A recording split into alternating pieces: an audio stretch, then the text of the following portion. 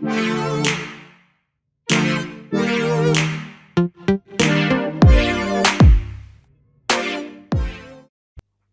hola a todos y todas, bienvenidos al módulo 3 que estamos dando comienzo con la primera semana. El día de hoy tenemos como profesor invitado al profesor Rodrigo Palomo Vélez. Él es profesor de Derecho del Trabajo de la Universidad de Talca, además es decano de esa casa de estudio, que le agradecemos la participación en el diplomado. Y hoy día va a exponernos acerca de la libertad sindical y algunas materias afines. Así que sin nada más que decir mi parte, agradecerle al profesor Rodrigo Palomo su disposición, le cedo la palabra. Muchas gracias, Sergio. Muy buenas tardes a todas, a todos los que nos están ahora acompañando en la clase síncrona, pero también entiendo que algunos van a ver la clase después de manera asincrónica, así que también para ellos un saludo. Y nada, un agrado poder participar de esta versión del diplomado en Derecho Laboral y Litigación. Acepté con mucho gusto la invitación que en su momento me hizo Alberto. Eh, Así que además son temas de los que particularmente me gusta hablar. Dentro del derecho del trabajo particularmente he ido estudiando los temas de derecho colectivo y fundamentalmente los temas de representación y participación colectiva de los trabajadores. Por lo tanto, libertad sindical y negociación colectiva son temas que me vienen penando desde la tesis de magíster, después la tesis del doctorado, y son temas además que hoy día están en mucha evolución, sobre todo después de la reforma de la ley 20.940 y hoy día de cara a un proceso constituyente tenemos de nuevo una puerta abierta para poder discutir de temas vinculados a las relaciones de trabajo y particularmente a las relaciones colectivas. Así que voy a compartirles un PowerPoint son solo flashes de ideas para poder ir ordenando la conversación que tendremos hoy día en la tarde. Por cierto, la presentación quedará también a disposición de ustedes. Y yo debería, sí, ahora puedo compartir. Eh, Voy a comentarles, ¿verdad? Hoy día tenemos dos sesiones, hoy día y el jueves, y la idea es que hoy día podamos partir, como se trata de la primera sesión sobre derecho colectivo, con una mirada, voy a llamarle panorámica, de las relaciones colectivas de trabajo, pensando, por cierto, teniendo como foco el caso chileno, pero también dando cuenta de que la regulación chilena del Código del Trabajo particularmente, y otras afines, como puede ser la Ley de Asociaciones de Funcionarios, que tiene alguna mirada también asociada al derecho colectivo, es una de las posibles regulaciones, no es la única posibilidad de regular el derecho colectivo la que tiene el Código del Trabajo, y la idea es que también ustedes puedan tener a la vista otros modelos, otras posibilidades, ¿verdad? Y cuáles son los pros y los contras de cada tipo de regulación. Entonces vamos a partir hoy día, si les parece, con esta mirada o esta visión más genérica, más panorámica de la libertad sindical, para ir aterrizando luego a los que nos compete particularmente, que es la negociación colectiva, y de esa manera entonces también poder dejar el espacio a los profesores que van a continuar con el curso o con el módulo de Derecho Colectivo en materia de Derecho Sindical propiamente tal, de representantes. Ahí entiendo que está la profesora Daniela Marci, y después estará también alguna aproximación al derecho de huelga en particular. Sin embargo, lo primero que quiero comentarles es que cuando uno habla de derechos colectivos laborales, o cuando habla de libertad sindical en general, es imposible hacer esta separación rígida. Es decir, uno no puede hablar de negociación colectiva sin hacer menciones, por ejemplo, al derecho al conflicto, o a la huelga en particular. No puede hablar tampoco uno de negociación colectiva sin hablar del sujeto laboral que negocia, sin hablar del sindicato. Entonces, en esa lógica, seguramente en esta clase y en las que vengan relacionadas al derecho colectivo, van a haber momentos en que vamos a tener que hacer referencias efectivas, ¿verdad?, a otras aristas, a otras instituciones del derecho colectivo del trabajo, porque están íntimamente relacionadas.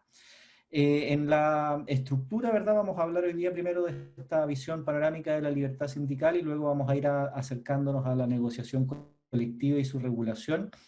Y bueno, como les decía, tengo preparada esta presentación, pero ustedes cuando estimen, hagan sus preguntas, ya sea directamente, abriendo sus micrófonos, o si prefieren hacerla por el chat, también es posible y las vamos a ir comentando de inmediato, ¿verdad? Para no postergar de repente cuando uno guarda la pregunta, al final termina perdiendo el interés. Así que tengan toda la confianza ahí para abrir sus micrófonos cuando lo estimen necesario.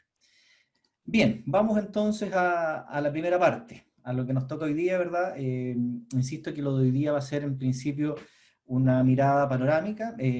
Siempre cuando uno, dentro de los programas de cualquier tipo asociados a derecho del trabajo, el derecho del trabajo aparece como, voy a decirlo muy coloquialmente, como el pariente pobre del derecho laboral, ¿verdad? Normalmente el foco de atención, sobre todo cuando uno ejerce la profesión, está en el derecho individual, porque ahí está efectivamente normalmente la mayor conflictividad diaria, el mayor requerimiento de ejercicio, ¿verdad?, para los abogados, ya sea en tribunales, ya sea asesorando, ¿verdad?, en estas materias. Y cuando hablo de derecho individual, incluyo, por cierto, ahí el tema de los derechos fundamentales. Pero el derecho colectivo, por razones tanto coyunturales de nuestro país como por una connotación histórica, aparece siempre relegado como un segundo plano. Primero porque el derecho colectivo originalmente surgió con una naturaleza instrumental, es decir, el derecho colectivo nace junto con el derecho del trabajo, pero nace para que por la vía colectiva se lograran derechos individuales. Sergio Gamonal, por ejemplo, tiene ahí en su libro una metáfora muy gráfica de esta primera idea, y es que el derecho colectivo nace como la caña de pescar, y los pescados eran precisamente los derechos individuales. Por lo tanto, el derecho colectivo era como el instrumento para conseguir mejores derechos individuales. Sin embargo, eso ha ido cambiando en el tiempo. Hoy día ya el derecho colectivo no es un mero instrumento, no es una mera herramienta que tienen, ¿verdad?, los trabajadores para conseguir mejoras en sus condiciones individuales de trabajo. Hoy día es mucho más que eso, ¿verdad?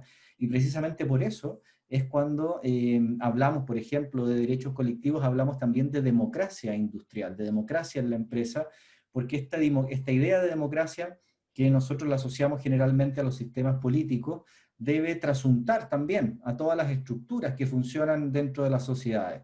Y por cierto, efectivamente, deberíamos esperar que dentro de espacios que tienen cierta publificación, la relación laboral no es una relación puramente individual, tiene un carácter que se ha ido publificando, y en esa lógica entonces uno esperaría que existan ciertos espacios de democracia industrial. En esa lógica entonces es que el derecho colectivo en general y los derechos colectivos en particular tienen un rol distinto. Hoy día ya no se reconoce la libertad sindical solo para mejorar los derechos individuales, y vuelvo a esa idea, sino que también pasa a tener la libertad sindical una connotación o una importancia propia en sí misma, ¿verdad? En la lógica que permite esta participación, esta mayor democratización de las relaciones de trabajo. Y vamos a ir entonces ahora a lo primero, a la libertad sindical y a su protección, en esta idea de que normalmente, precisamente por esta coyuntura histórica chilena y por la razón que acabamos de explicar de la naturaleza jurídica instrumental inicial de la libertad sindical, normalmente tiene un acercamiento o un abordaje de menor entidad en los distintos programas. En muchas facultades, por ejemplo, el derecho colectivo ya se eliminó como una parte obligatoria del plan de formación de la carrera de Derecho, y muchas veces es un electivo, o derechamente no está la alternativa de estudiar derecho colectivo en la propia facultad. Por lo tanto, muchas veces uno se enfrenta a estos cursos sin haber visto nunca, sin haber estudiado nunca derecho colectivo, y también muchas veces sin haber ejercido en la práctica, ¿verdad? Después ninguna cuestión asociada a esto, más que alguna a lo mejor acción de práctica antisindical o desleal eventualmente, o alguna negociación si es que les ha tocado participar en esas instancias. Entonces, lo primero es esta idea de libertad sindical como sistema de derechos. Quiero volver a esa cuestión que planteaba al inicio de esta conversación. La libertad sindical, y así lo plantea, ¿verdad? Les puse ahí una foto de Óscar Hermida, un laboralista insigne latinoamericano, un uruguayo, que decía que para poder valorar un sistema sindical en cualquier lado, uno tenía que tener a la vista tres ideas centrales. La primera era el concepto de libertad sindical. Y vuelvo sobre esto porque uno diría, el concepto de libertad sindical lo manejamos todos, sabemos lo que es la libertad sindical. Pero la verdad es que cuando uno empieza a escarbar un poco, se da cuenta que no todos tienen una buena comprensión de todo el alcance que puede llegar a tener este concepto. Estamos hablando de un principio, muchas veces se habla del principio de libertad sindical. Si uno mira el listado de principios especiales del derecho al trabajo, aparece este como el principio más importante en materia de derecho colectivo, pero también se habla de un macro derecho o de un árbol de derechos, de muchos derechos en uno, ¿verdad? Y en esa lógica, muchas veces se deja fuera un contenido importante de la libertad sindical. Muchas veces se habla de libertad sindical como sinónimo de derecho de sindicación o de sindicalización, dejando fuera toda la dimensión de acción colectiva, es decir, que la negociación colectiva y el conflicto colectivo estarían fuera de esta idea, ¿verdad?, de libertad sindical y serían otra cosa. En esa lógica, entonces, es importante insistir en esta visión de un contenido triangular de la libertad sindical. La libertad sindical, para poder comprenderla en todo su sentido, en todo su alcance, uno tiene que verla como este árbol de derechos, un árbol de derechos que tiene al menos tres grandes ramas. Por una parte, efectivamente, el derecho de sindicación o sindicalización, el derecho a formar sindicatos, a constituir sindicatos, de cualquier tipo, y el derecho a afiliarse a sindicatos o organizaciones que ya existan. Eso es lo que podríamos llamar la vertiente orgánica de la libertad sindical. Pero claramente no se agota ahí la libertad sindical. Los trabajadores se reúnen, se organizan para algo, no se organizan para lo mismo que constituir un club deportivo, ¿verdad? Tiene otro propósito.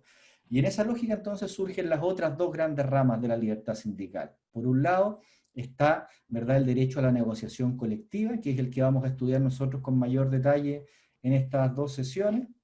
Y finalmente está también el derecho al conflicto colectivo.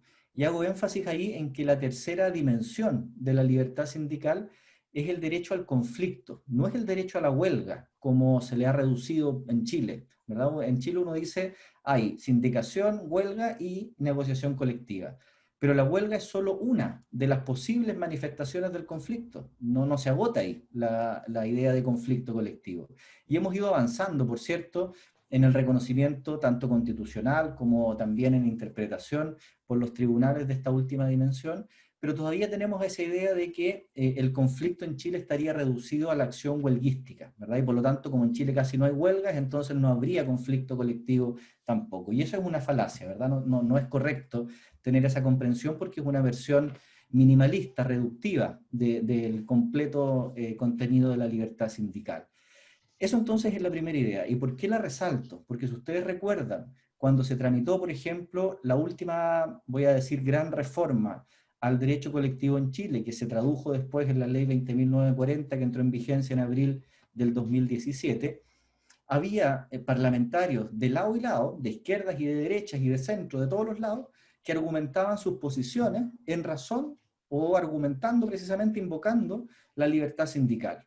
Entonces ahí alguien no tenía razón, porque la libertad sindical, por muy principio que sea, ¿verdad?, por mucha laxitud que uno pueda comprender dentro de este principio, no da para todo, no es un cheque en blanco al que uno le ponga el contenido que quiere. Entonces, era muy raro ver, por ejemplo, en la sentencia del Tribunal Constitucional que resolvió, ¿verdad?, respecto de las reclamaciones de inconstitucionalidad antes de que entrara en vigencia esta ley, que aparecieran menciones a la libertad sindical precisamente para reducir derechos o para declarar inconstitucionales derechos. Entonces ahí es donde uno tiene que empezar a ver a este contenido, que es un contenido preciso y que conecta con la otra idea, ¿verdad?, que es el sistema de fuentes. Por eso les decía yo al inicio que el Código del Trabajo, y por cierto el artículo 19 en sus números 16 y 19 de la Constitución, no es la única fuente de la libertad sindical. Son ciertamente, ¿verdad?, parte importante, porque ahí se regula o se desagrega lo que hoy día en Chile se entiende por este principio, pero también hay otras fuentes, y el contenido complejo de la libertad sindical tiene que interpretarse y armonizarse con lo que dicen los convenios respectivos de la OIT, ¿verdad? Convenio 87 sobre derecho de sindicación, convenio 98 sobre negociación colectiva, el convenio 135 sobre representantes de los trabajadores, la recomendación 143 y así otras, ¿verdad?, que a lo mejor no son tan famosas o son tan incidentes como las que acabo de mencionar, pero que desarrollan, ¿verdad?, precisamente los derechos colectivos respecto de algunas dimensiones específicas o de algunos sectores de actividad en particular. Entonces esa es una primera idea que quiero dejar ahí, ¿verdad?, instalada, que la libertad sindical es un principio, tiene amplitud, son varios derechos en uno, pero aún así, con toda esa elasticidad que uno puede ver, tiene un contenido preciso, tiene un contenido determinado por este complejo sistema de fuentes al que estamos ahora haciendo mención. La segunda idea es esta interdependencia de los derechos sindicales. Y eso también es relevante, lo decía al inicio. No podemos hablar de negociación colectiva sin hablar de sindicatos, o no podemos hablar de sindicatos sin hablar de conflicto colectivo, ¿verdad? Y eso está en razón de este carácter sistémico de la libertad sindical. Y como todo sistema, si uno le afecta, ¿verdad?, cualquiera de sus elementos, el resto del sistema se desordena. Esa es la lógica, ¿verdad?, que está detrás de la libertad sindical. Son derechos que están conectados, estas tres ramas que les mencionaba, pero dentro de cada rama también hay otros subderechos, ¿verdad? Está, por ejemplo, dentro de la negociación colectiva, el derecho al piso de negociación, el derecho al sujeto negociador, el derecho a las materias negociables, etc. Y cualquiera de esas cuestiones que uno altere tiene un impacto en el resto del sistema.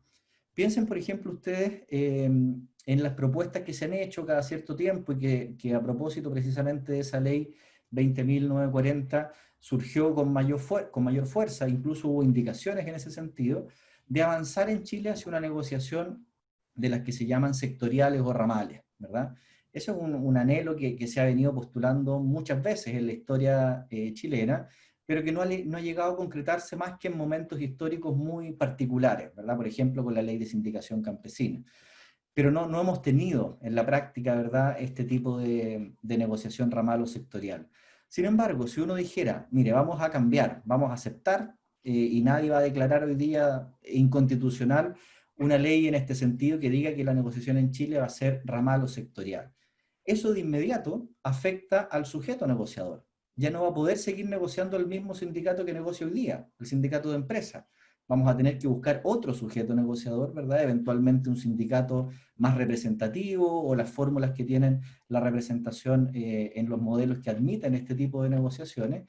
Y hay que alterar entonces esa figura. Lo mismo pasará con el ejercicio del derecho de huelga. Ya no vamos a poder tener el derecho de huelga asociado fundamentalmente a la negociación colectiva reglada de empresa, como existe hoy día en Chile, ¿verdad? Tendremos que pensar entonces en readecuar el sistema de nuevo de libertad sindical a esta nueva lógica que impondría una modificación en una parte del sistema. Y eso pasó, aunque con mucha menos incidencia de la que les comento yo, si es que efectivamente se hiciera una modificación sustancial al Código del Trabajo en materia de derecho colectivo, pasó con la ley 20.940. De hecho, si uno mira esa ley, la ley dice que es una reforma a la negociación colectiva.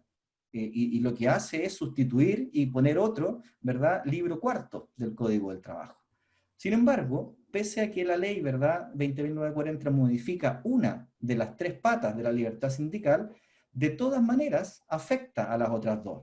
Afecta, por cierto, a algunas cuestiones vinculadas a la organización sindical, afecta, por ejemplo, los antiguos permisos y licencias sindicales que pasan ahora a llamarse horas de trabajo sindical, afecta los quórum de constitución de sindicatos, sobre todo el principal sindicato, que era el de empresa, ¿verdad? Le aumenta el quórum al sindicato que tiene menos de 50 trabajadores, hace reformas también en términos de estatuto para incorporar la ley de cuotas, para meter, o facilitar la incorporación de mujeres en directorios y en comisiones negociadoras, etc.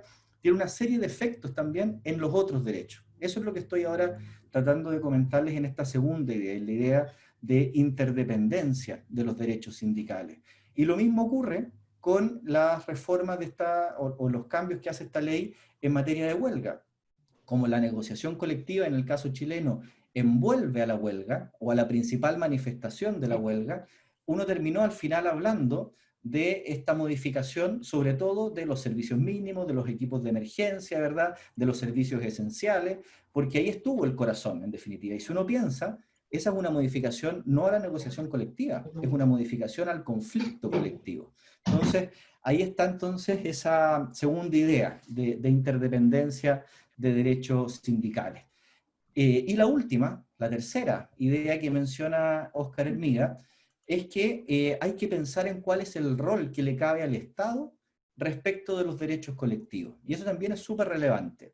El Estado, y estoy pensando en el Estado representado en la ley, en el legislador o en los tribunales en su caso, puede tener distintos roles respecto de la libertad sindical.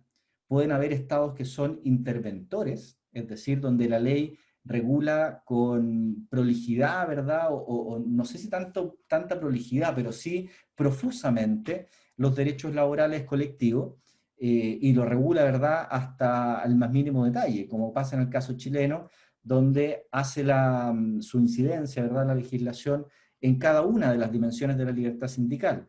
De hecho, el propio Comité de Libertad Sindical ha dicho que la primera vulneración del Estado de Chile a los convenios de la OIT es el exceso de reglamentación, es que tengamos tantas normas sobre derecho colectivo. Si uno mira, ¿verdad?, el Código del Trabajo, la mitad del código está vinculada a las materias asociadas a estos temas, ¿verdad? Son muchas normas que cada norma que se agrega es un espacio menos, ¿verdad?, que se le deja a la autonomía colectiva. Y eso entonces es una fórmula, ¿verdad? Porque sea un Estado interventor, que haya una ley que regula profusamente estos derechos laborales de naturaleza colectiva. Sin embargo, puede haber también estados que intervienen, que inciden en la regulación, pero inciden en una dimensión en particular, ¿verdad? Inciden con un propósito de promover este fenómeno colectivo, de resguardar que el actuar, por ejemplo, de los dirigentes sindicales quede provisto de ciertas garantías, de ciertas facilidades para su acción. Eso significa, por ejemplo, el reconocimiento del fuero, el reconocimiento de lo que ya decíamos sobre horas de trabajo sindical, el reconocimiento de incluso facilidades materiales para que los dirigentes sindicales puedan actuar, pero luego dice, bueno, ustedes organícense como quieran, ¿verdad? Yo legislador no voy a ser el que les diga cómo tienen que ser los sindicatos, o qué tienen que decir sus estatutos, como pasa, ¿verdad?, en el caso chileno.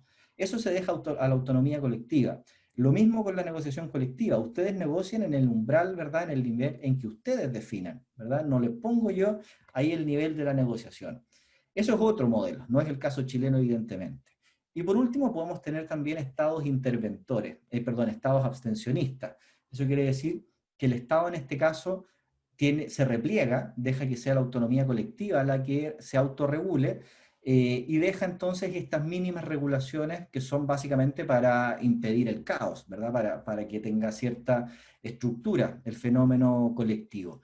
Y eso en Latinoamérica es excepcionalísimo, ¿verdad? Solo uno puede identificar un estado abstencionista en el caso uruguayo, ¿verdad? Que es como el caso que sale de la norma dentro de Latinoamérica, y que sigue más bien los modelos europeos donde la legislación laboral está fuertemente concentrada en los derechos individuales y en normas básicas, en normas mínimas referidas a derecho colectivo. Piensen ustedes, por ejemplo, que nuestro Código del Trabajo tiene 510, creo, artículos, versus el Estatuto de los Trabajadores español, que tiene 98, no alcanza a tener 100 artículos, o lo mismo con la legislación italiana, o lo mismo con la legislación francesa en materia laboral. Tenemos un exceso de regulación y tenemos además otro problema que yo diría que es más grave.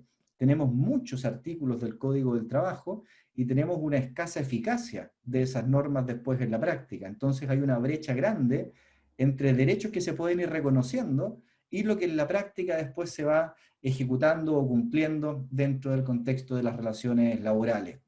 Y ahí hay muchos ejemplos, ¿verdad?, de esa brecha. Piensen ustedes, no sé, en la norma que establece el principio de igualdad de remuneraciones entre hombres y mujeres, que se estableció hace ya harto tiempo y seguimos todavía teniendo una brecha remuneracional enorme, o la norma sobre las restricciones a las horas extraordinarias, que siempre uno que las explica, ¿verdad?, en clase de pregrado, sale, ¿verdad?, y dije, bueno, pero profesor, mi papá trabaja desde hace 3 años, ¿verdad? Todos los días trabaja horas extras, jamás le han preguntado si quiere o no quiere trabajarlas, ¿verdad? Algunas veces se las pagan con recargo, otras no, y la verdad es que si reclama lo van a echar. ¿Dónde está el derecho del trabajo? Me dice en este ejemplo. Entonces ahí uno ve la brecha, ¿verdad?, después que hay entre la norma, que claro, puede estar ahí bonita, reconocida en el código, y lo que efectivamente después pasa en la práctica. Eso entonces como primera cuestión, la libertad sindical como sistema de derecho y estas primeras ideas, estas 3 ideas claves para poder valorar este sistema de relaciones colectivas que tenemos nosotros acá. Y en esta misma lógica, uno puede ya ir avanzando a esta visión panorámica. Hemos hecho mención, ¿verdad?, a este sistema de fuentes. Tenemos hoy día, a propósito, ¿verdad?, de lo que pasó el domingo, un tema importante que pensar, ¿verdad?, respecto de cómo la Constitución va a reconocer, la nueva Constitución va a reconocer los derechos de libertad sindical en los términos, ¿verdad?, que no sabemos cuáles van a ser. El dato que tenemos hoy día es que los artículos 19, el artículo, perdón, 19, números 16 y 19 de la Constitución han sido evidentemente insuficientes, han hecho agua por todos lados, ¿verdad? en términos de relaciones colectivas, y hemos visto fundamentalmente ahí que los problemas son en las tres patas de la libertad sindical.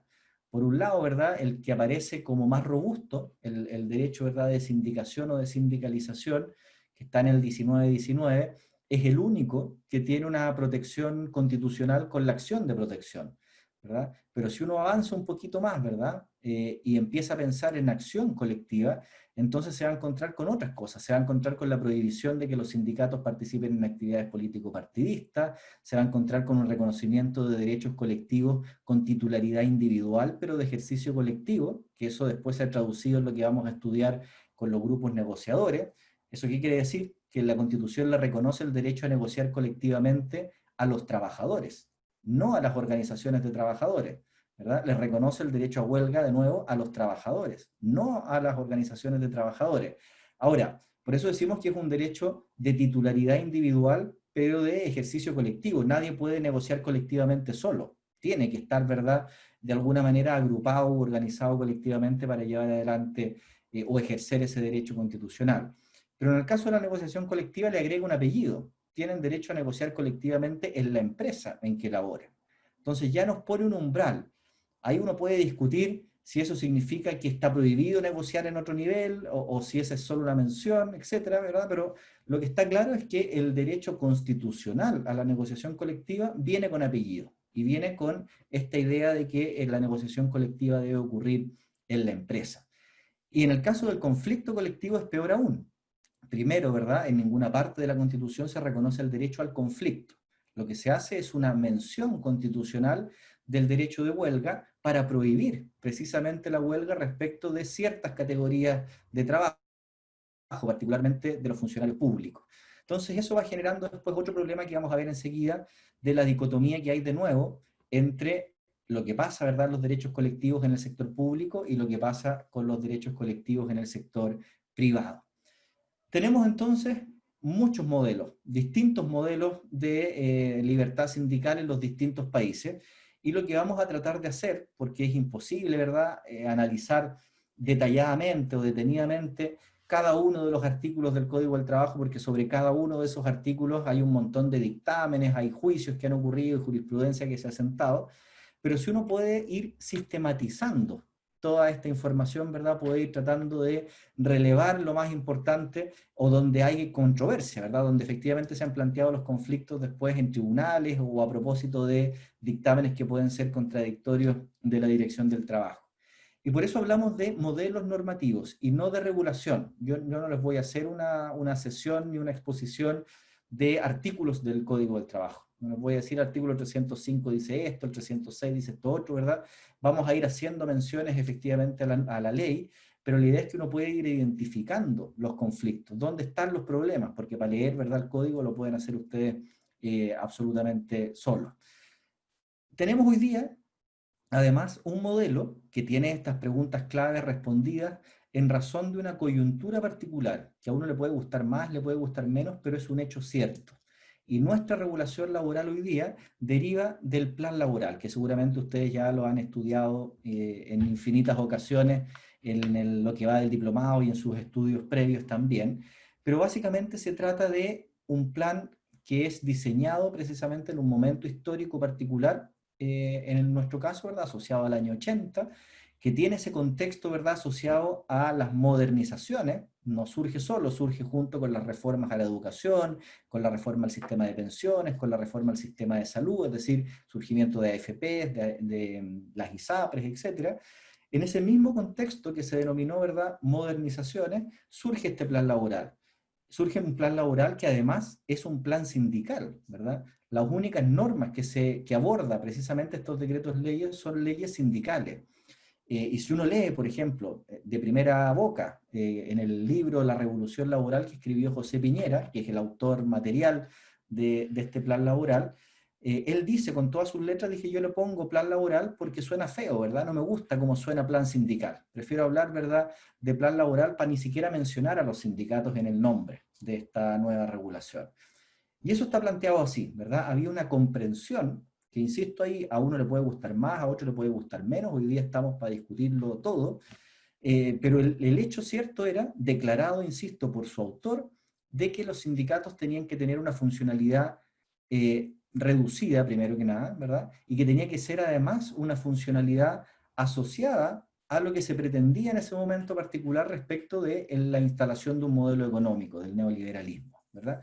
Y eso se declaró, y eso se dijo, ¿verdad? Y en razón de esa idea, de esa comprensión, es que se estructura entonces después esta regulación en materia de sindicatos, de negociación colectiva y de huelga, que vamos a ir viendo qué tan diferente es lo que existía en ese momento y lo que tenemos hoy día. Evidentemente, hemos tenido muchas reformas desde que se volvió a la democracia, ¿verdad? La primera reforma o el grupo de primeras reformas iniciales, ¿verdad?, laborales, tuvieron que ver de alguna manera con las cuestiones laborales y sindicales, perdón. Entre ellas, ¿verdad?, que se permitiera de nuevo la existencia de centrales sindicales. Por primera vez se reconoce el derecho a constituir centrales sin que sean declaraciones de personalidad jurídica a dedo. Antes habían existido otras, la FOCH, la misma CUT, ¿verdad? Aunque inicialmente era la Central Única de Trabajadores, no unitaria como hoy día, pero esas eran concesiones de personalidad jurídica a la CUT, a la FOCH, a la Confederación de Trabajadores de Chile, etcétera, pero no había un derecho genérico a constituir centrales sindicales. Eso efectivamente es fruto después de estas reformas laborales. Han habido, por supuesto, muchas reformas asociadas a las prácticas antisindicales o desleales. Surgen después, en el 2001, en la reforma laboral de Lagos, la posibilidad de constituir sindicatos innominados, ¿verdad? Estos otros sindicatos, o los sindicatos de plena autonomía, pero son reformas que han ido siendo más bien, y no lo digo yo, sino que lo ha demostrado la práctica, han terminado siendo una suerte de parche, ¿verdad? Son pequeños ajustes al plan laboral que determinan que hoy día tengamos básicamente un plan laboral, llámenlo 2.0, 3.0, enchulado, ¿verdad? Pero no tenemos un nuevo modelo normativo. No se ha hecho una reestructuración del sistema de relaciones colectivas, sino que se han ido haciendo ajustes, algunos más intensos que otros, en distintas normativas asociadas al derecho sindical. Por cierto que el ajuste más grande ha sido el de la ley 20.940. De hecho, borra de cuajo un libro, perdón, del Código del Trabajo e instala otro. Eso no significa, el que sea la más grande, no significa que sea la mejor ni la más intensa reforma en materia de derecho colectivo. Solo digo que modificó la mayor cantidad de artículos referidos a las relaciones colectivas de trabajo desde que estaba vigente el plan laboral. Entonces vamos a ir viendo ahí cómo quedó, en definitiva, este modelo de relaciones colectivas con todas estas reformas que se han ido haciendo a la ley 20.940. Y les pongo ahí una última frase, que es esta de los desafíos al nuestro modelo actual, porque si uno mira en la literatura sobre todo, pero también en buena parte de las sentencias que se han atrevido de algunos jueces, muchas veces le llaman jueces díscolos o jueces valientes, otros, ¿verdad?, que se atreven a dejar mensajes en sus sentencias, ¿verdad?, que uno podrá también controvertir si eso le corresponde o no le corresponde a un juez, ¿verdad?, lanzar este tipo de declaraciones.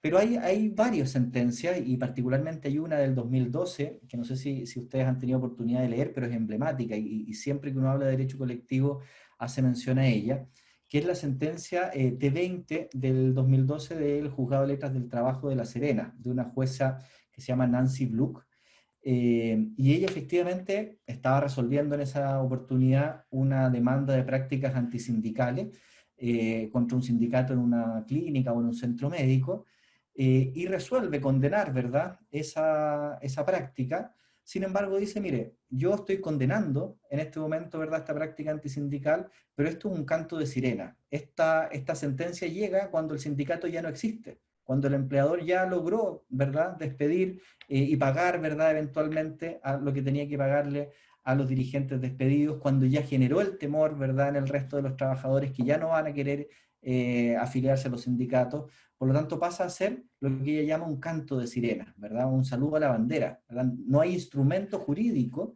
en el caso chileno que impida, ¿verdad?, este tipo de prácticas o que permita resarcir el efecto que tienen estas prácticas de manera material, más allá de que efectivamente uno pueda decir si hay efectos jurídicos laborales a una sanción o a una condena por prácticas antisindicales.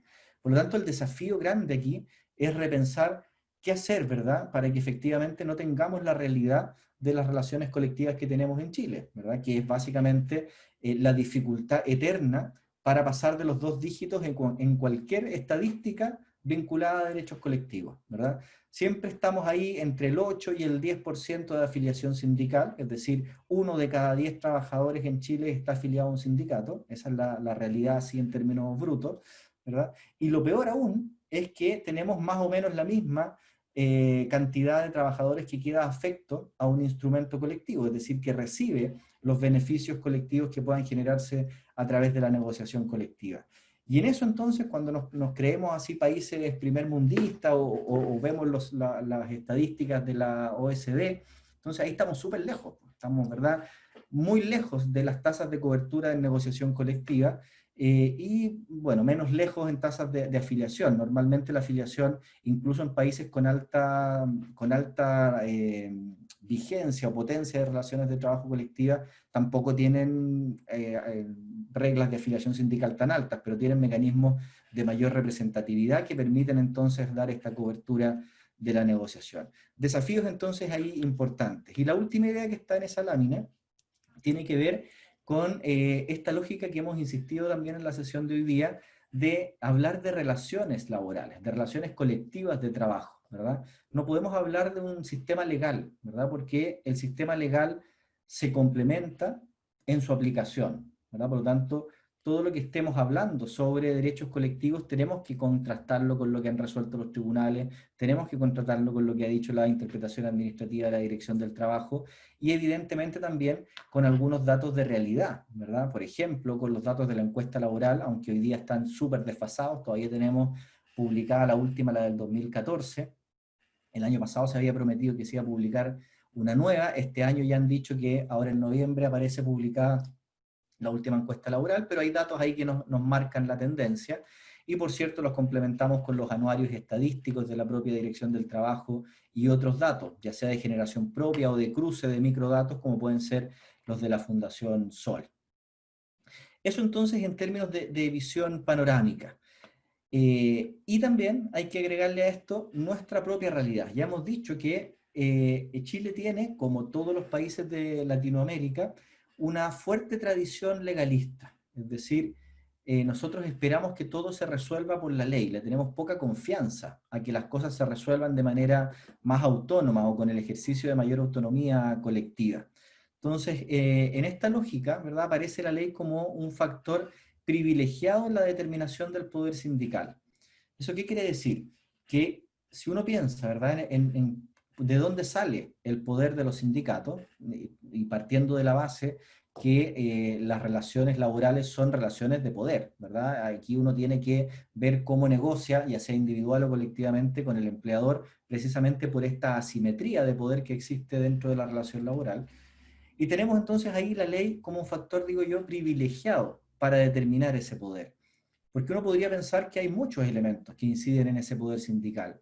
Los liderazgos sindicales, la capacidad económica del sindicato, la capacidad de acción que tiene ese sindicato, sus redes de conexión internacionales, su tiempo de vigencia, su antigüedad, etcétera, ¿verdad? Muchos elementos que podrían ser influyentes a la hora de decir este sindicato tiene poder, este otro no, ¿verdad?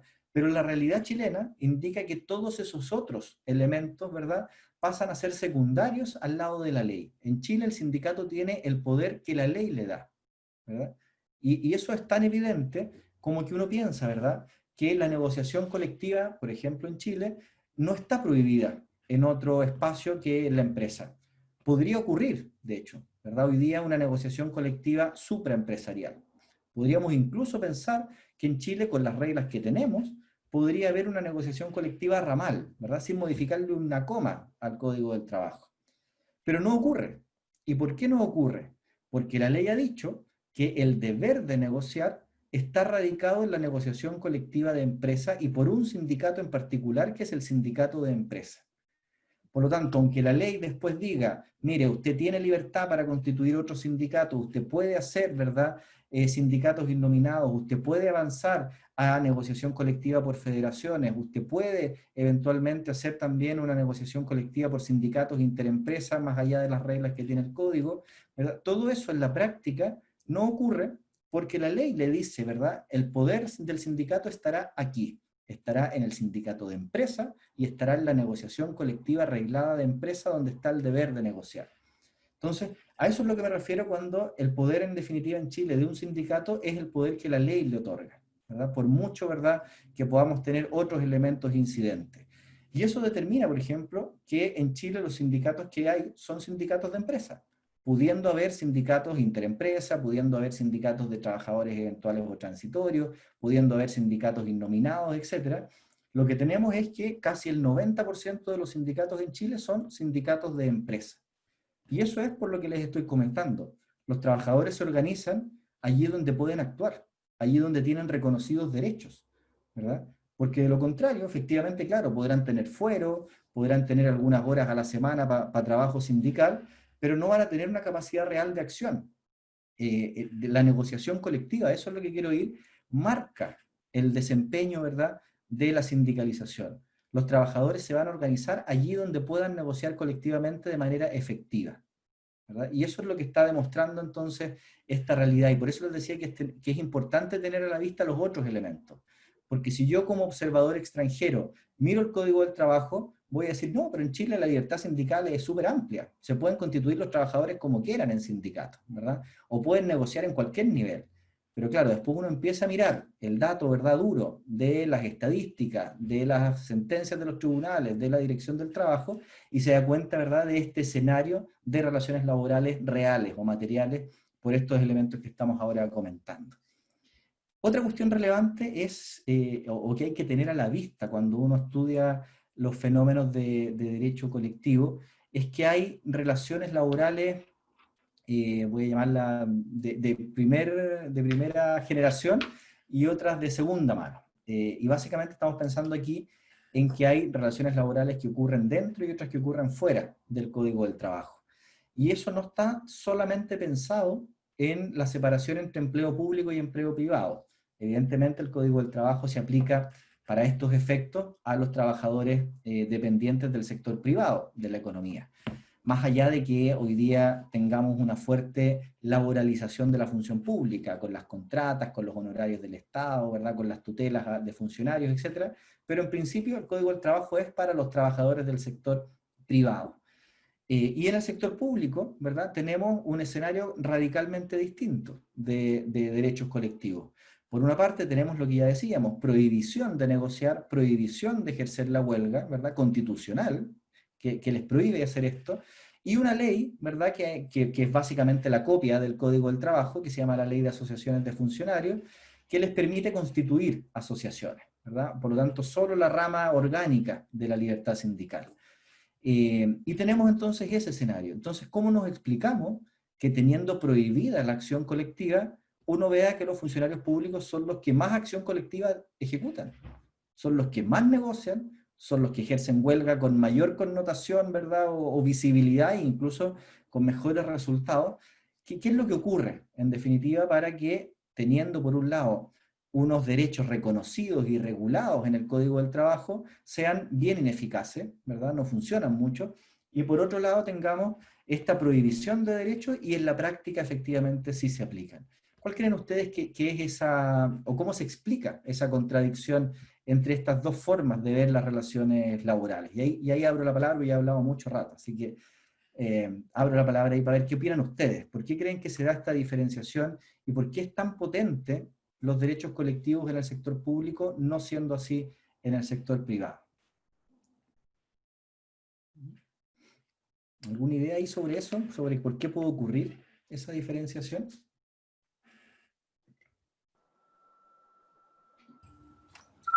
Por la inamovilidad de los funcionarios. Sí, puede ser un elemento, ¿verdad? La mayor estabilidad funcionarial que da el estatuto administrativo, ¿verdad? Con sus peros, ¿verdad? Porque efectivamente hemos ido viendo cómo avanza esa estabilidad respecto de los trabajadores que son de planta. Es evidente, es muy difícil, ¿verdad? Tiene que haber un procedimiento disciplinario con la sanción, etcétera. Además, con el filtro de la Contraloría. Y hemos ido viendo también cómo poco a poco en el tiempo, en los últimos años sobre todo también, esta idea de la confianza legítima respecto de las contratas ha ido consolidando también una mayor estabilidad para ese sector de funcionarios públicos. Eso es un elemento, evidentemente, ¿verdad? Pero también otro elemento ahí importante tener a la vista es el servicio público de que se trate. No es lo mismo, ¿verdad?, una manifestación huelguística, que como un eufemismo se llaman normalmente paros, pero son huelga en términos generales, ¿verdad? No es lo mismo que esa huelga ocurra, por ejemplo, en un servicio público X, no sé, en la Seremi de Bienes Nacionales, por decir algo, a que ocurra en un consultorio, o a que ocurra, como hemos visto, en el servicio de registro civil, ¿verdad? Entonces, cuando ahí eso genera un impacto, ¿verdad?, en el servicio mismo, ¿verdad?, que son servicios muchas veces esenciales, entonces eso genera un poder que sobrepasa la ley, ¿verdad? Hay un poder real de acción que está además blindado por esa estabilidad laboral y por muchas veces, ¿verdad?, una falta de consecuencia efectiva al fenómeno, ¿verdad?, de ejercicio del conflicto. Muchas veces hemos dicho, bueno, o hemos escuchado que la gente dice, bueno, si no está trabajando el funcionario público, que le descuenten los días, ¿verdad? Esos descuentos muchas veces no ocurren, ¿verdad? Porque hay pactos luego entre los directores de servicios respectivos y los trabajadores que han estado en movilización. Por cierto que hay muchos matices, tampoco digo que el ejercicio de derechos colectivos en el sector público sea la gloria, ¿verdad?, la panacea, porque hay otros conflictos específicos ahí. Muchos conflictos están asociados a la representatividad. Como eso no está regulado en ninguna parte, ¿verdad?, muchas veces lo que ocurre es que la asociación de funcionarios negocia con un directivo, ¿verdad? El directivo llega a un protocolo de acuerdo. El protocolo de acuerdo depende de lo que diga después la ley de presupuestos, si reconoce o no reconoce, ¿verdad?, estas negociaciones. No es tan fácil como que la empresa, el empleador diga, sí, les damos un reajuste de X% a sus remuneraciones. En el sector público hay un problema relevante respecto de la ejecutabilidad de lo pactado, ¿verdad? Porque no es llegar y disponer de los recursos públicos, hay que efectivamente después validarlos donde corresponde, con los procedimientos que corresponden. Muchas veces ocurre también que hay problemas de representatividad en el sentido de que lo que diga el directivo aquí en la región, ¿verdad?, después podrá ser desmentido por el ministro o cambió la autoridad y desconoce el protocolo que había firmado el de antes, etcétera. Tienen sus problemas particulares también en ese sector, pero no son los mismos.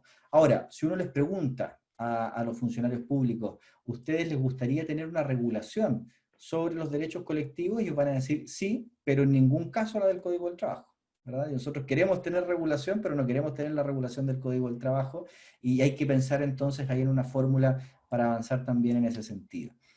E incluso dentro del Código del Trabajo, incluso pensando en trabajadores que sí están regidos por el Código del Trabajo, se plantea también en algunos sectores estratégicos una suerte de ejercicio de derechos colectivos por fuera de la ley. No voy a decir en contra de la ley derechamente, pero sí por fuera de la ley. Estoy pensando, por ejemplo, en lo que ocurre muchas veces en los trabajadores asociados a la minería, ¿verdad?, donde uno piensa, ¿verdad?, que por el lugar, por el sector estratégico donde prestan sus servicios, ellos no están mirando si tienen 5 o si tienen 10 días para responder las impugnaciones o las reclamaciones en una negociación colectiva. Ellos actúan con una lógica completamente distinta de poder sindical real. No es el poder sindical ahí que les viene dado por el código, sino que es el poder que les da su ubicación estratégica en la economía nacional, ¿verdad? Lo mismo pasa, por lo menos los de la minería se organizan como sindicatos.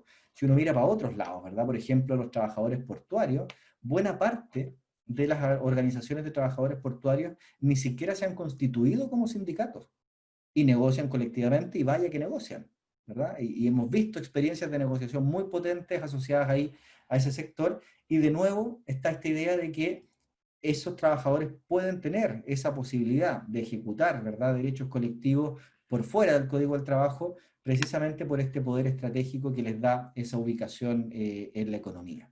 Entonces, eso es un poco la mirada genérica de la libertad sindical, de lo que hemos podido ir avanzando, ¿verdad?, en esta primera sesión, y quedarnos también con esta idea de que tenemos características particulares de nuestro sistema productivo.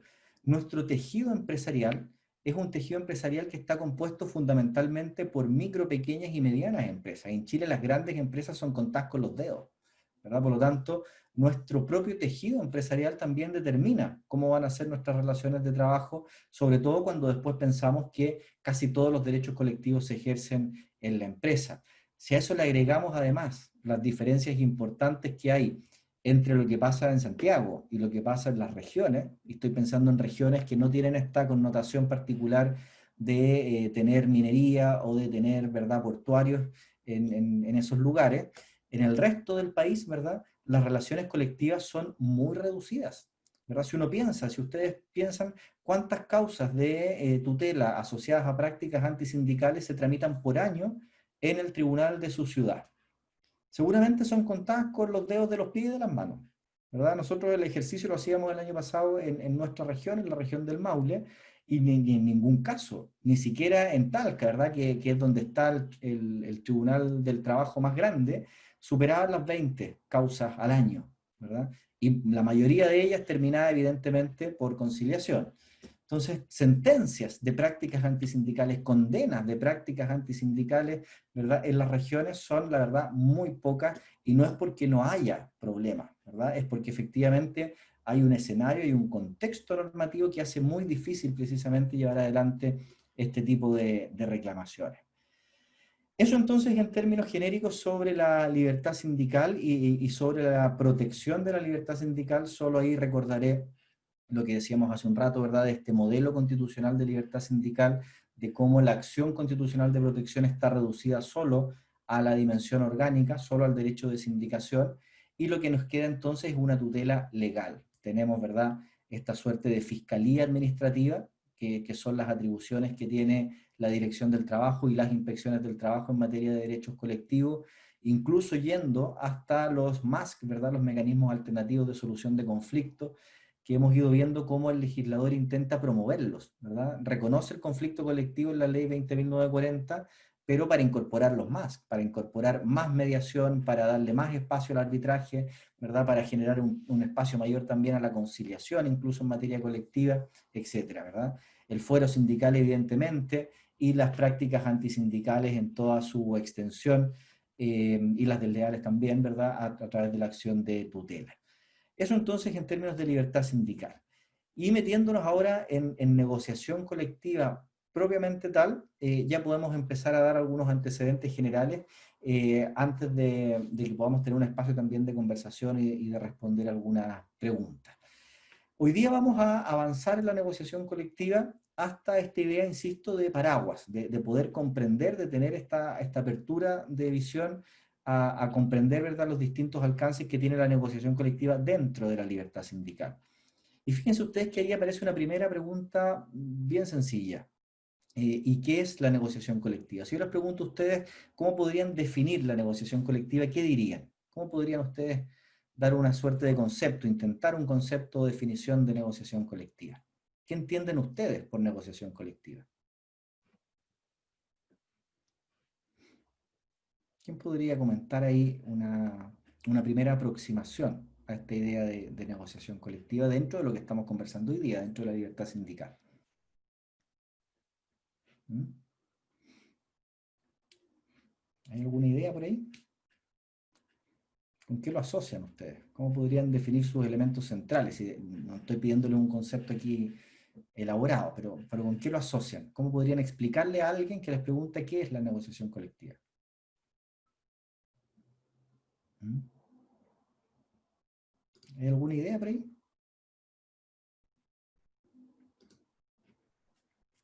Hoy día no existe un concepto de negociación colectiva. El legislador laboral no señala, ¿verdad?, qué es la negociación colectiva, como sí lo hacía hasta el último día de marzo del 2017. Hasta ese momento, ¿verdad?, se definía la negociación colectiva como un procedimiento, como una secuencia de actos para lograr un instrumento colectivo. Pero la verdad es que esa definición, y por eso es que fue eliminada, ¿verdad?, por la ley 20.940, era una definición bien minimalista, porque asumía que la negociación colectiva era precisamente, o se reducía precisamente a una secuencia procedimental, que era, ¿verdad?, una cuestión de hitos, una cuestión de plazos, ¿verdad?, y no le daba este alcance que es el que estamos comentando hoy día, de reconocer a la negociación colectiva como un derecho que es parte de un derecho fundamental, ¿verdad? Y en esa lógica es que entonces uno entiende que la negociación colectiva es harto más que un procedimiento, ¿verdad? Y no es solamente cuántos días tengo para responder, o qué son las impugnaciones y cuál es la diferencia con las reclamaciones, o qué es el piso mínimo, o qué es la ultraactividad del convenio, etc. Esas son cuestiones asociadas a una regulación particular. Pero hoy día, ¿verdad?, al no tener precisamente un concepto, podemos comprender que esta negociación colectiva es mucho más que esa pura indicación que decíamos hace un rato asociada a este procedimiento. La otra cuestión relevante aquí es también tener a la vista esta relación que hay entre negociación colectiva y conflicto colectivo. Eso es importante también, y lo advertíamos al inicio de la sesión de hoy día, que en el caso chileno, todo lo que tiene que ver con conflicto colectivo se regula también a propósito de la negociación colectiva. Y eso es una peculiaridad chilena, ¿verdad? No es común que en el resto del mundo, ¿verdad?, lo que tiene que ver con la huelga, por ejemplo, se regule a propósito de la negociación colectiva. Y si uno mira efectivamente este libro cuarto, dentro del libro cuarto que trata sobre la negociación colectiva aparece toda la regulación que hoy día está vigente en materia de huelga. Otra cuestión relevante también son las partes de la negociación colectiva que efectivamente están en esta idea de, primero, entablar estas relaciones de autonomía colectiva entre trabajadores organizados y empleadores. Ya hemos dicho esta idea de reconocer derechos colectivos con titularidad individual, pero de ejercicio colectivo.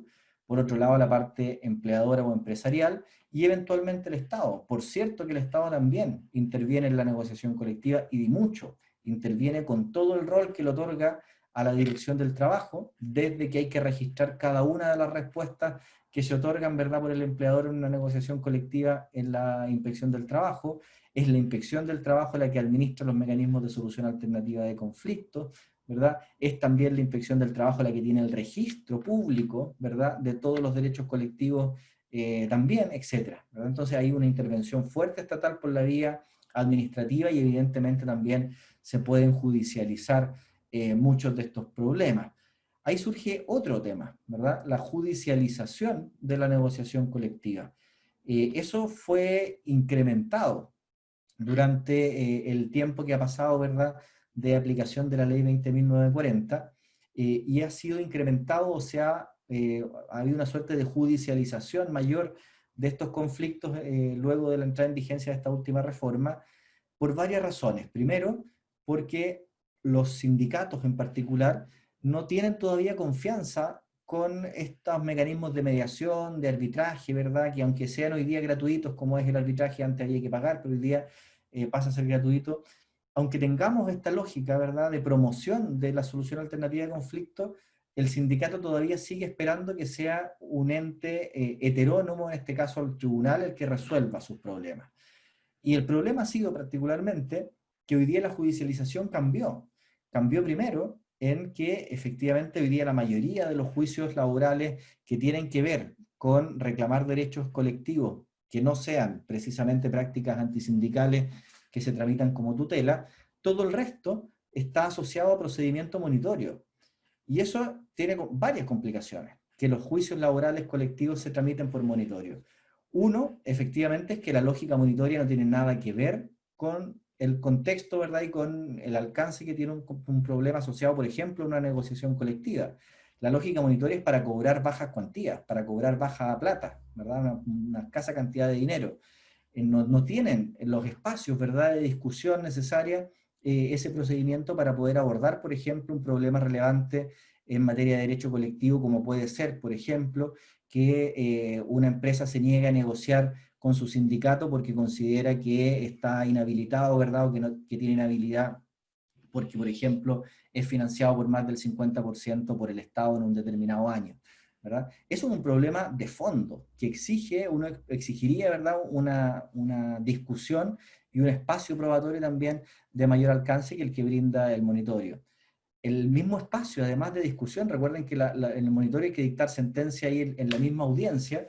Lo único que se hizo frente precisamente a la reivindicación de sindicatos y de los mismos jueces es decirle, bueno, pero cuando sean monitorios por juicios colectivos, entonces le damos 3 días para resolver. Tampoco resuelve el problema, ¿verdad? Y el mayor problema, diría yo, es que todos esos juicios nunca van a llegar a unificación de jurisprudencia, ¿verdad? Porque las sentencias de monitorio precisamente no tienen esa posibilidad. Entonces hay ahí después cuestiones que tienen que ver con procesal laboral que también son interesantes darle una vuelta porque van complicando precisamente todo este ejercicio de derecho colectivo. Ahora, en la última lámina que quiero compartir con ustedes en la sesión de hoy día, les planteo estas preguntas centrales.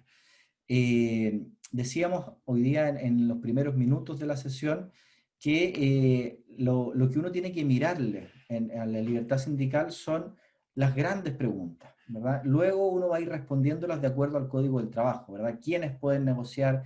¿Qué se puede negociar? ¿En qué ámbito se puede negociar? Fíjense ustedes que recién en la cuarta pregunta nos preguntamos cómo se negocia, es decir, cuáles son los hitos y cuáles son los plazos, ¿verdad?, que hay que seguir para poder negociar colectivamente. Y otra cosa muy relevante es cuáles son los efectos de lo negociado, es decir, qué tiene de diferente un contrato colectivo con un contrato individual de trabajo. Eso también, ¿verdad?, están ahí mencionados en la última idea. Y estas preguntas se van respondiendo de distinta manera, dependiendo precisamente de cuál es el sistema que tenemos. Y nosotros nuestras respuestas las tenemos aquí en el libro cuarto del Código del Trabajo.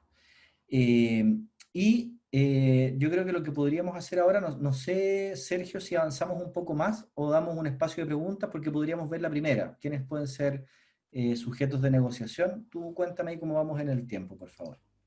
Bien, vamos bien en el tiempo. En teoría Ujú. quedan 15 minutos, pero Súper. podríamos ver la última lámina y luego iniciar una ronda de preguntas.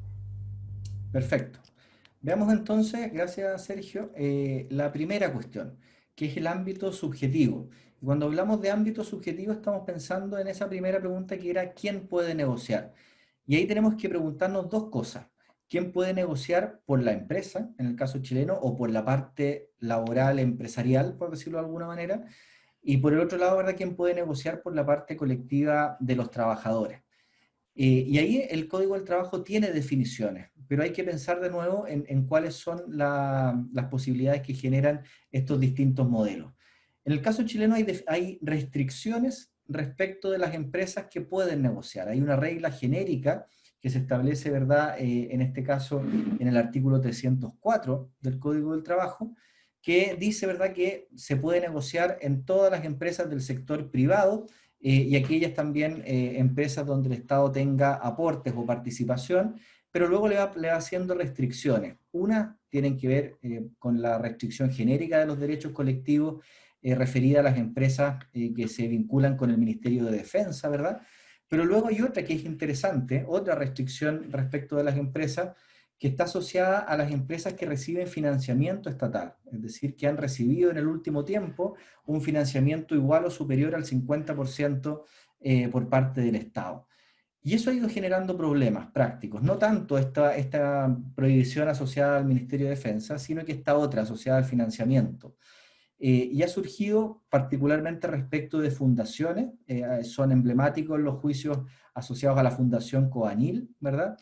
Y también ha ido, donde la discusión era fundamentalmente si los aportes estatales tenían que ser a título gratuito o oneroso, ¿verdad? Si se hacía diferenciación o no respecto de esa materia para poder definir si estábamos o no estábamos dentro de esta prohibición.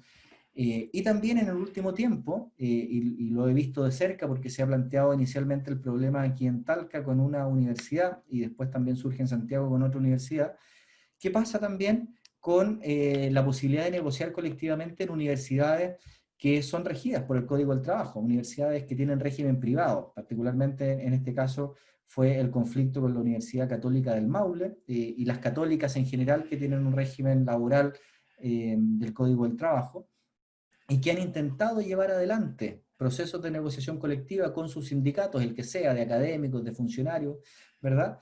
Y de vuelta la empresa, la universidad en este caso, les ha dicho no, pero nosotros, ¿verdad?, en razón de este artículo 304, no tenemos obligación de negociar, de hecho tenemos una prohibición de negociar porque financiamos o recibimos, perdón, financiamiento estatal en más de un 50%. ¿Y cuál es el punto de la discordia? Es que precisamente estas universidades reciben un financiamiento alto por la vía de la gratuidad, de la ley de gratuidad. Entonces la discusión se da en si eso es un financiamiento a la universidad o es un beneficio que reciben los estudiantes, pero que administra la universidad. Por lo tanto, no estaría considerado en esta lógica.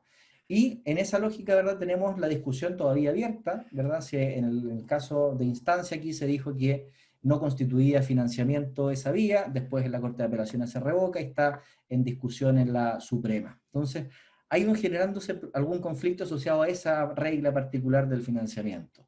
Está también una prohibición de una, digamos, fair play, ¿verdad? De no empezar a negociar inmediatamente cuando se instala una empresa, y ahí tenemos, ¿verdad?, una distinción de acuerdo al tamaño que tenga la empresa, si son micro, pequeñas, 18 meses para que se instale, si es mediana, 12 meses, y si es una empresa grande, ¿verdad?, en este caso 6 meses, para poder dejar sin negociación y poder permitir entonces que se instale, por mucho que el sindicato se constituya al mismo día en que la empresa empieza a funcionar. Eso también es una restricción ahí respecto del ámbito subjetivo.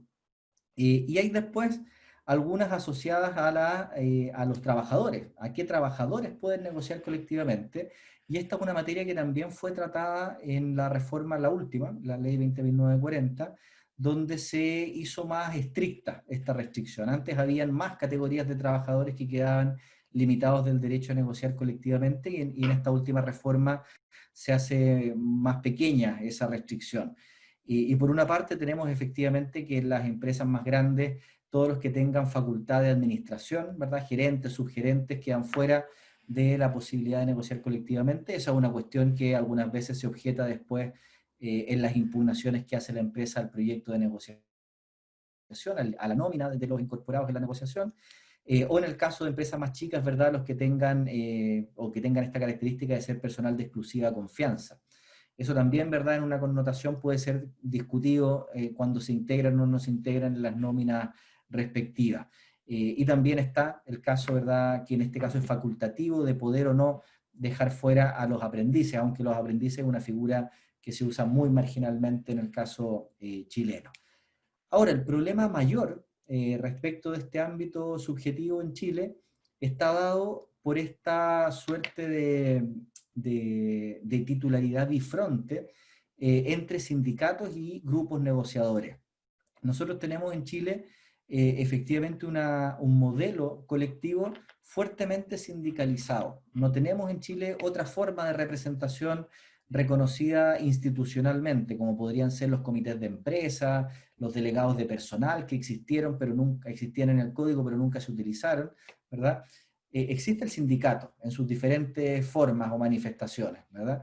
Pero al lado ha tenido desde este plan laboral un competidor a veces no tan sano, que es el grupo negociador, ¿verdad? La posibilidad que tiene un grupo de trabajadores que se reúne exclusivamente para llevar adelante un proceso de negociación colectiva y que ha tenido, ¿verdad?, una evolución en el tiempo y que ha generado muchos problemas aplicativos antes y después de la ley 20.940. ¿Cuál es el gran conflicto aquí? El conflicto con los grupos negociadores tiene que ver, primero, con esta idea de que el grupo negociador es más manipulable por la empresa, ¿verdad? Que efectivamente pueden ser trabajadores que están más asociados al interés empresarial o a los cuales el empleador les ofrece determinadas condiciones, ¿verdad?, para que lleven adelante un proceso de negociación colectiva y de esa manera disminuir o atenuar el poder que pueda tener un sindicato. El problema era sin duda mayor antes de la ley 20.940, ¿verdad? Efectivamente ahí existía un problema grave, de hecho se hablaba de convenios colectivos impropios o de contratos colectivos impropios, porque precisamente la figura que ocurría a veces era que llevaban adelante, ¿verdad?, una negociación colectiva, un grupo negociador que podía estar cercano a la empresa, lograba un instrumento colectivo, lograba efectivamente tener un convenio colectivo porque había un procedimiento semi-reglado que desembocaba en un convenio, y teníamos en definitiva la posibilidad de que ese empleador unilateralmente extendiera los beneficios de ese instrumento colectivo a todo el resto de los trabajadores. De esa manera los bloqueaba de poder negociar incluso si es que estaban afiliados a un sindicato. Y eso entonces generaba un problema importante, ¿verdad? Era una competencia desleal, ¿verdad? Tener a este grupo negociador por un lado y que podía conseguir determinados beneficios anulando al sindicato. Eso de alguna manera se limita o se restringe con las reglas que tenemos hoy día en el Código del Trabajo vigente, por varios aspectos. Primero, porque recordemos que precisamente la titularidad sindical fue uno de los problemas que se discutió en sede de Tribunal Constitucional, ¿verdad? Fue una de las cuestiones que se alegó dentro de este requerimiento de inconstitucionalidad que tenía 4 capítulos. Uno de ellos era la titularidad sindical. ¿Qué era lo que proponía originalmente el proyecto? Que la titularidad de la negociación colectiva fuera de los sindicatos, y solo allí donde no existiera sindicato o donde el sindicato no quisiera negociar, entonces pudiera haber una negociación por parte de los grupos negociadores. Es decir, en ningún caso el proyecto, ¿verdad?, de Bachelet II propuso una titularidad sindical exclusiva, era una titularidad sindical preferente de los sindicatos. Pero eso fue, ¿verdad?, considerado inconstitucional en la lógica de lo que conversábamos hoy día al inicio. El derecho a la negociación colectiva no es un derecho de los sindicatos, sino que es un derecho de los trabajadores organizados, que se pueden organizar en sindicatos o de otra forma, como puede ser el grupo negociador. Y se eliminan entonces todas las menciones que hay al grupo negociador en el Código del Trabajo, con la Ley 20.940, se les escapó una a propósito del derecho de información, que vamos a ver, ¿verdad?, en la sesión del jueves, pero en principio no aparece el grupo negociador más que en esa regla del artículo, ¿verdad?, 315 del Código del Trabajo asociado a los derechos de información, y también cuando señala que ahora el instrumento colectivo que es resultado de una negociación que lleva adelante un grupo se llama acuerdo de grupo negociador y no convenio colectivo como hasta marzo de 2017. Pero no dice nada más, no dice cómo debe negociar un grupo negociador y tampoco dice cómo es el efecto o cuál es el efecto de ese acuerdo que llega. ¿Tiene el mismo valor de un instrumento colectivo como un contrato colectivo o no tiene ese mismo valor y entonces tendrá una eficacia puramente contractual?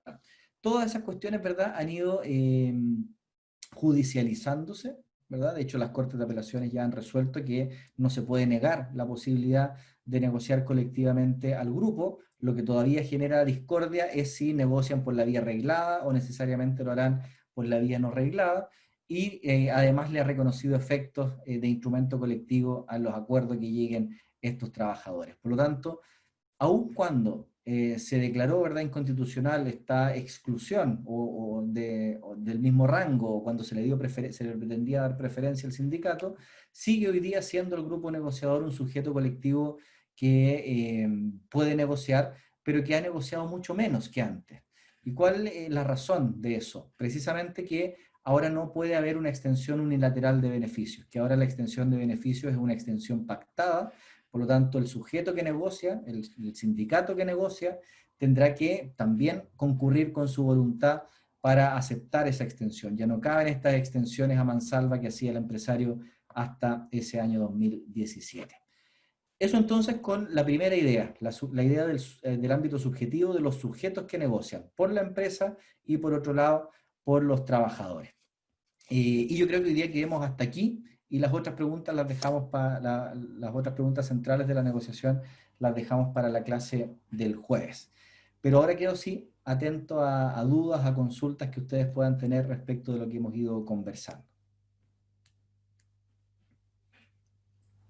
Profesor, me quedó una duda, pero justo en lo ¿Sí? último. Sí, Denise. En cuanto a si los sindicatos y los grupos negociadores podrían estar en una misma empresa formándose coetáneamente. ¿Qué pasa en ese momento? Si, por Sí, ejemplo, dos efectivamente. empresas agrupan en el mismo momento, están conformando un sindicato y por otro lado los trabajadores un grupo negociador. Sí, lo que puede ocurrir, y eso es una cuestión que pasa a veces, es que simultáneamente haya trabajadores que tengan dudas, no saben si terminar de ingresar al sindicato o participar en un proceso de negociación que puede estar llevándose adelante por otro grupo inorgánico, por decirlo de alguna manera, o transitorio. Eso puede pasar mientras no exista una constitución formal del sindicato, es decir, mientras no ocurra el depósito y particularmente el registro de las actas de constitución de ese sindicato, de la asamblea y de los estatutos respectivos, mientras no tenga personalidad jurídica, ¿verdad? Todos los trabajadores son libres de llevar adelante el proceso de negociación que estimen. Por lo tanto, podría ocurrir que mientras esperan a que se haga la asamblea, por ejemplo, aparezca esta otra idea de un grupo y se organicen en ese grupo y lleven adelante ese grupo y partan, ¿verdad?, con esa negociación. Eso de alguna manera va a bloquearles la posibilidad de participar en esta otra negociación después si el sindicato se configura y se consolida. Por lo tanto, es una decisión de estrategia sindical y muchas veces digo que ocurre porque cuando la etapa de constitución de un sindicato es una etapa muchas veces, no voy a llamarla secreta, pero no es tan visible, porque precisamente los trabajadores muchas veces quieren resguardar este espacio, sobre todo cuando hay un proselitismo sindical más largo, porque no es que los trabajadores se levanten un día y digan queremos hacer un sindicato, ¿verdad? Aquí es que hay 2 o 3 que se les ocurre la idea y empiezan a tratar de captar o aunar voluntades de los demás, y en eso puede pasar harto tiempo, ¿verdad? Hay sindicatos que se han demorado desde que surgió la idea en el primero hasta que se constituyen, pasó año y medio, ¿verdad? Y la etapa de proselitismo sindical que podríamos llamar que está protegida de manera formal es solo la del fuero de constitución, que son 10 días antes de la asamblea, por lo tanto un tiempo cortito, ¿verdad? Por lo tanto todo esto pasa un poco bajo cuerda, el empleador no se entera, y si se entera lo hace, ¿verdad?, porque alguien le dio el soplo de que está, ¿verdad?, ocurriendo esto en la empresa. Y precisamente por eso muchas veces surge esta otra idea de, bueno, entonces pongámonos a negociar ya que vemos que este sindicato no está cuajando, ¿verdad? No estamos logrando tener la constitución, hagamos esta negociación por la vía del grupo. Pero tiene los riesgos que comentamos. Hoy día la figura del grupo está más débil, no ha desaparecido, pero está más débil precisamente por el cuestionamiento que se le hace a la forma que tiene para negociar. Hoy día todavía se discute en tribunales si tienen derecho a negociar colectivamente de manera arreglada, y eso trae aparejado lo que decíamos hace un rato, de si tienen o no tienen derecho a huelga, por ejemplo, al menos en los términos del Código del Trabajo. Y además está todavía en discusión, aunque yo diría que ya hay más sentencias para invocar una suerte de jurisprudencia, en términos de cuál es el efecto del acuerdo de un grupo negociador. ¿Vale lo mismo o no vale lo mismo que un contrato colectivo? Eso, hay sentencias que dicen que sí vale lo mismo, pero uno perfectamente como abogado podría cuestionarlo y podría hacer el ejercicio de llegar, ¿verdad?, incluso a una instancia de unificación. Entonces, precisamente por esos 2 focos de conflicto o de incertidumbre, por llamarlo de alguna manera, es que la figura hoy día del grupo está no desaparecida, pero sí más mermada en su utilidad o en su funcionalidad. Ok, gracias, Alfonso. De nada. ¿Alguna otra cuestión, chiquillos, chiquillas?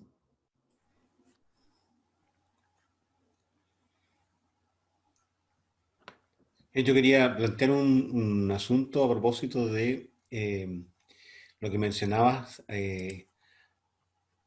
a la debilidad de las sanciones por caso de prácticas antisindicales, ¿ya?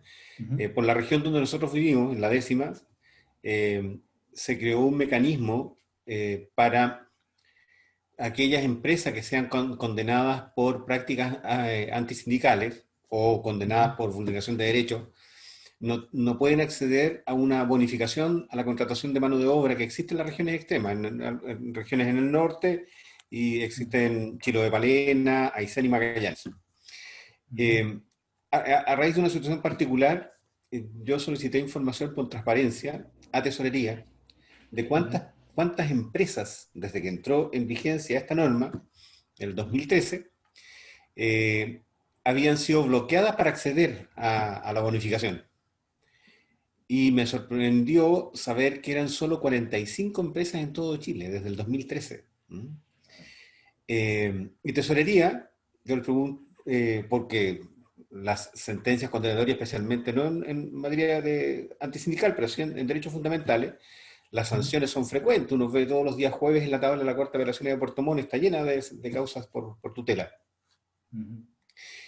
Y Tesorería dice, sí, lo que pasa es que yo bloqueo solo las que me dice la Dirección del Trabajo. Y la Dirección del Trabajo, ¿ya?, dice, yo le informo a Tesorería solo las que el juzgado me informa a mí, ¿ya? Entonces no existe un real... ese mecanismo, que a lo mejor fue ideado como pensando en una sanción eficaz para prevenir las prácticas antisindicales, ha resultado ser absolutamente ineficiente, porque no hay nadie, ni en la Dirección del Trabajo, ni en Tesorería, que revise el portal del Poder Judicial en forma permanente ¿ya? De tal manera saber cuántas sanciones, es una cuestión impresionante, ¿ya? Si tú ves 45 empresas, y esta información es de julio, ¿ah? Es reciente, Claro. desde el Todo 2013 este tiempo, a la fecha, claro. es nada, es absolutamente nada. Entonces, estas sanciones que a veces se crían pensando no tienen eficacia práctica por un tema de gestión de los servicios, ¿ah? Y te lo Seguro. planteo porque a mí me parece un Seguro. tema súper interesante de revisar. Absolutamente, es un muy buen dato el que pones aquí en la mesa, porque también tiene que ver con la otra sanción que yo diría que es la que más les duele a las empresas, al menos las que tienen tráfico comercial con el Estado, ¿verdad? Que es esta prohibición de contratar, ya sea por licitaciones o por compra directa con el Estado por 2 años a los que son sancionados por prácticas antisindicales. Si uno mira, ¿verdad?, cuáles son las sanciones. Bueno, las sanciones por prácticas antisindicales, ya sea en la lógica de reparación o de indemnización, o devolver al estado anterior de alguna manera a la vulneración, las que importan son, más allá de las indemnizaciones, porque la empresa básicamente tiene, se traduce en plata, en una cantidad más allá de la indemnización especial que se pueda poner. Lo que les duele a las empresas que trabajan con tráfico comercial con el Estado es que queden inhabilitadas para negociar, ¿verdad?, con el Estado por 2 años, y ahora le agregamos la que tú comentas. Y ahí efectivamente está el problema de que la obligación de informar las sentencias condenatorias es de los tribunales. El tribunal debe enviar el registro, ¿verdad?, la sentencia condenatoria a la Inspección del Trabajo para hacer efectiva la sanción. Y ahí hay un problema que puede ser de gestión, de envío real de esta información, pero también está el problema genético, que es que la sanción se aplica solo respecto de aquellas sentencias, ¿verdad?, o de aquellas causas que terminan con sentencia condenatoria. Por lo tanto, todas las otras causas, ¿verdad?, que como les comentaba hace un rato, por lo menos en la región nuestra, que se tramitan, que no son muchas, pero las que hay, no terminan con sentencia condenatoria. Se cortan antes, ¿verdad? Se cortan con un acuerdo.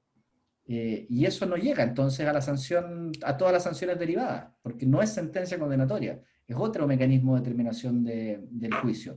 Entonces eso tiene un impacto relevante. En el caso de las sentencias condenatorias son puntuales, son los casos de la empresa dura, digamos, de la que no da brazo a torcer.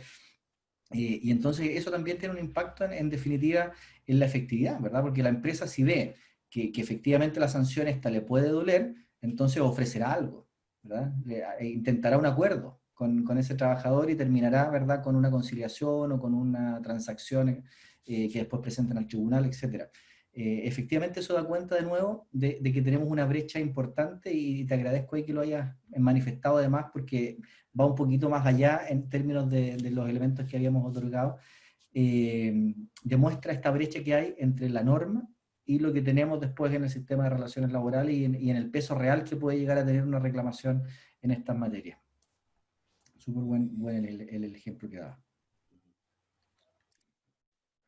¿Alguna otra cuestión, chicos, chicas, antes de que terminemos nuestra primera sesión?